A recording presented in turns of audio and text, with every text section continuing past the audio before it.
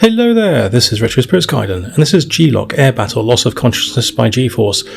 Jesus, on the Megadrive, that's a hell of a title, it's a mouthful. And here's a pre-render of the Sega logo in, looks like ball space, reflective ball space.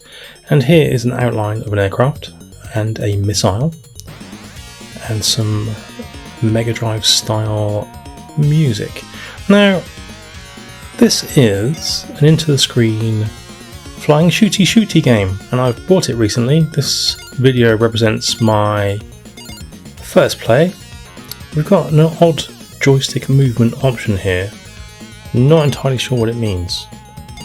It came limited as default, so let's try limited.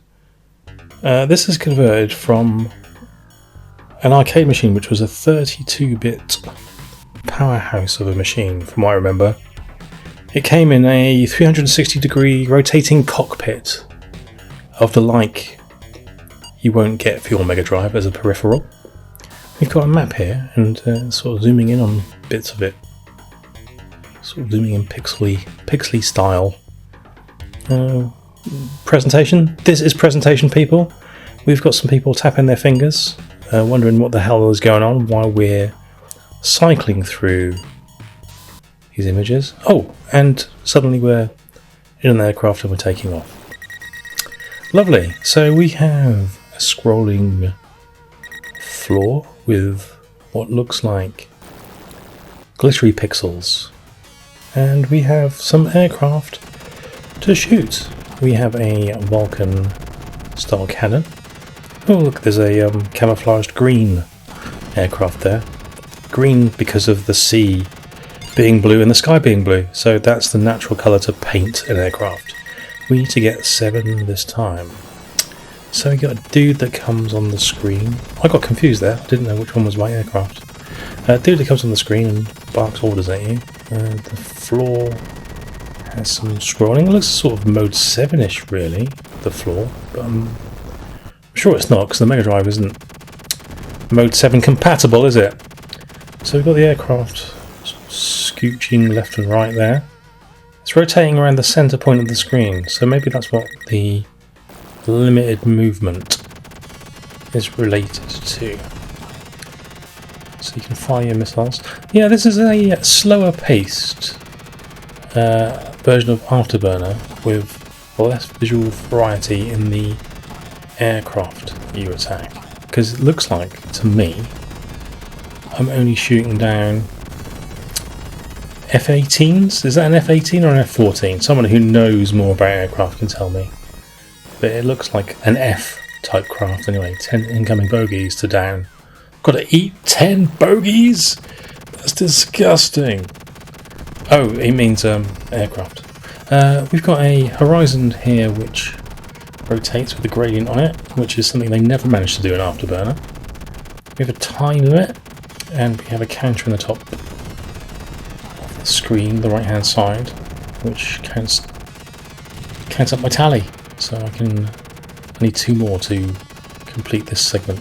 The music is wobbly and forgettable. The controls are wobbly at the moment.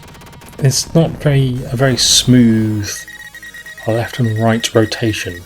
Watch the walls, rookie. Knock out 20 sights. Okie dokie, Captain Angry Man. Oh, we've got some Weetabix. We've got some scrolling Weetabix. Yeah, this isn't quite as impressive as the original arcade machine, which you can get a conversion of on the Switch. But to be honest, I'm not minding the gameplay. The music is horrible. The Weetabix walls here aren't the best. But up until this point, I've kind of enjoyed shooting stuff. The way your aircraft goes left and right is a bit irritating.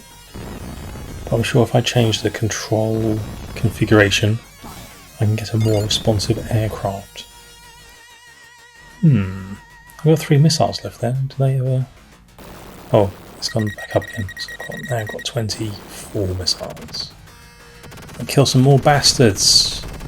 Right, you bastards. Take some death.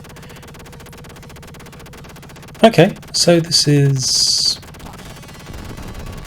sort of an afterburnery game converted from a super powerful arcade board to your Mega Drive. Yeah, and so far it's alright. So I paid £10 for a minty copy of this from eBay, as I was just intrigued to see what the quality would be like. Oh, he's excited. He's excited that you've killed so many people. Now land this crate, kid. I'm flying a crate! Oh, it's not, it's an aircraft. I think this might be an F-14 Tomcat, you know, because the schematic that was on the previous screen looked like it had the swept wings thing. And if it is an F-14, it means it's quite a lot like Afterburner. Anyway, yeah, pay 10 quid. It's a minty copy from a well-known auction site. And because I was intrigued, we've got some nice presentation in here. Hey! Hi guys, I'm a murdering son of a bitch. Yeah, you just killed loads of people. Hooray! Let's party. Right, so I've quit there and I've gone back to the start because I want to change the control configuration to see whether I can control this plane more directly. So we'll put the joystick mode on free. I wonder if this was compatible with the flight control. Can we skip this? Yes, we can.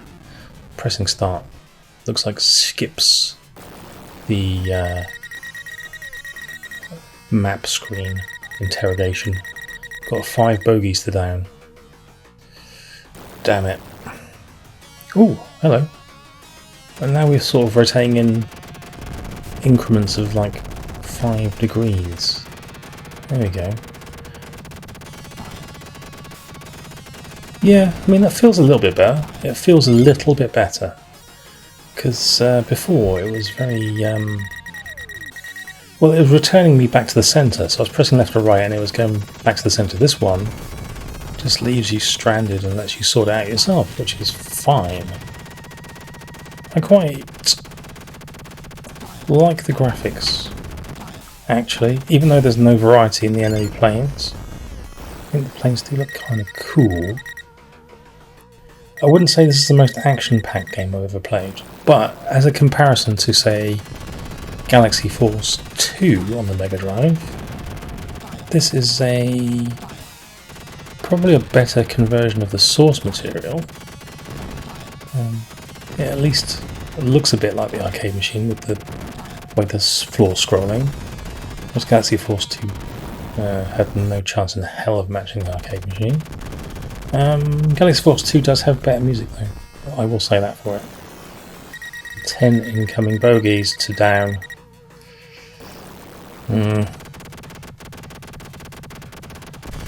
Okay.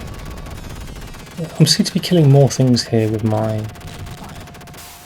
Vulcan gun than my missiles, which is... like, I don't remember ever killing anything in Afterburner with my Vulcan gun. So that's it's a little change up. Now, is this game worth 10 English pounds? Don't know, haven't played it long enough. But what I will say is, if the whole game is like this, probably not. And I don't know if the whole game's like this or not, because I've only played the first stage so far. Watch the walls, rookie. You watch the walls. Jesus, tell me what to do. I own this game. You don't tell me what to do. I tell you what to do. I'll turn you off, mate. I'll fucking flick that switch. There'll be no lecky. And then what are you going to do, eh? Tell me what to do. And I got a bit angry there. Ineffectually. Raging at a game. What's the point? Oh, I exploded and all the walls disappeared. Oh, now I'm falling into the sun. I don't know. I think that was supposed to be a parachute.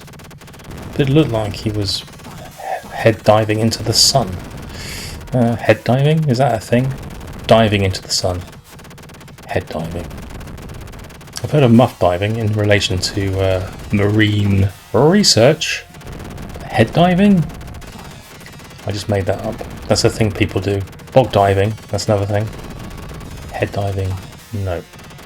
Anyway, let's stop talking nonsense and let's look at these Weetabix. Look at their lovely update. Look at that.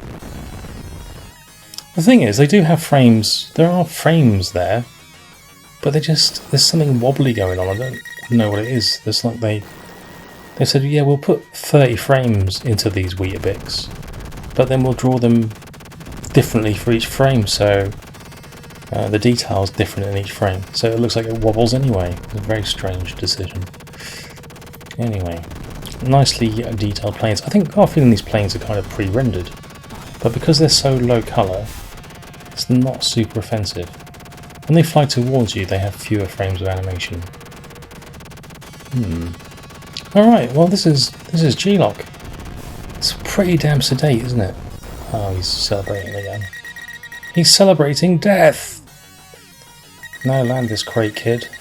This doesn't seem to be any challenge whatsoever. I literally have to tap left or right until those arrows disappear. Then I'm guaranteed to land. It's not quite pilot wings, is it? And the update on this aircraft carrier is worrying, as it slowly moves into view, then suddenly you're on top of it. Like a cheap suit. Hi. He's got a very cheesy look on his face, that guy. Shit-eating grin. Yeah. Back to the briefing room. With the horrible music. It's almost like they got someone to write the music for this game who doesn't really know what music is. Like someone described music to them and they've gone, yeah, I can do that. Random beats, you said? That's what you wanted, isn't it? You wanted loads of random drum beats and squeaky squawky noises. Oh yeah, here's £1,000. Oh, thanks. That's how that went down, I imagine. Okay, pal, we need 15 taken out. Pal? Pal?